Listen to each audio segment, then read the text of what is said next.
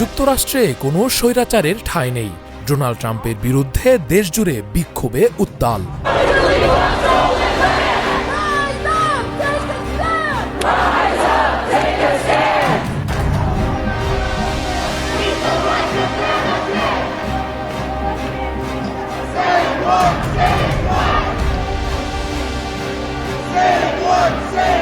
মার্কিন যুক্তরাষ্ট্রে অভিবাসন সংস্থা আইসিই এর এক ফেডারেল এজেন্টের গুলিতে মিনিয়াপলিসে এক নারীর নিহত হওয়ার ঘটনার পর দেশজুড়ে তীব্র বিক্ষোভ ও রাজনৈতিক অস্থিরতা ছড়িয়ে পড়েছে।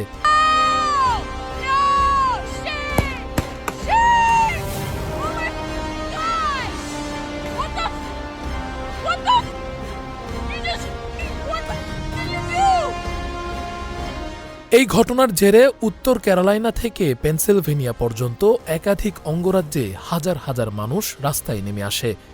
ঘটনার সূত্রপাত হয় মিনেসোটার মিনিয়াপলিস শহরে, যেখানে একটি অভিবাসন অভিযান চলাকালে এক নারীকে গুলি করে হত্যা করা হয়। স্থানীয় বাসিন্দা ও মানবাধিকার কর্মীরা অভিযোগ করেন, আইসিএর অতিরিক্ত বলপ্রয়োগ ও নির্বিচারে অভিযানই এই মৃত্যুর জন্য দায়ী।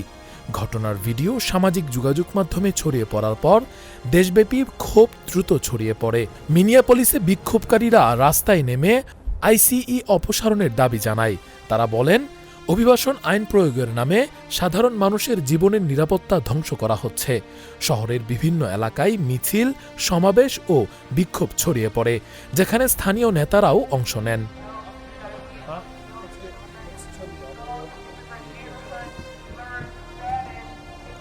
উত্তর ক্যারোলাইনার ডারহাম ও চ্যাপেল হিল শহরেও বড় আকারের বিক্ষোভ অনুষ্ঠিত হয়। আন্দোলনকারীরা ট্রাম্প প্রশাসনের কঠোর অভিবাসন নীতির বিরুদ্ধে স্লোগান দেন এবং ফেডারেল এজেন্টদের কর্মকাণ্ডের জবাবদিহি দাবি করেন। একই সময়ে ফিলাডেলফিয়া সহ বিভিন্ন শহরে নিহত নারীর স্মরণে মোমবাতি প্রজ্বলন, শোকসভা ও মিছিল হয়।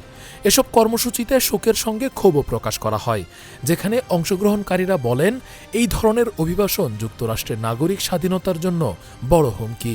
এই বিক্ষোভগুলো ট্রাম্প প্রশাসনের জন্য বড় রাজনৈতিক চ্যালেঞ্জ হয়ে উঠেছে।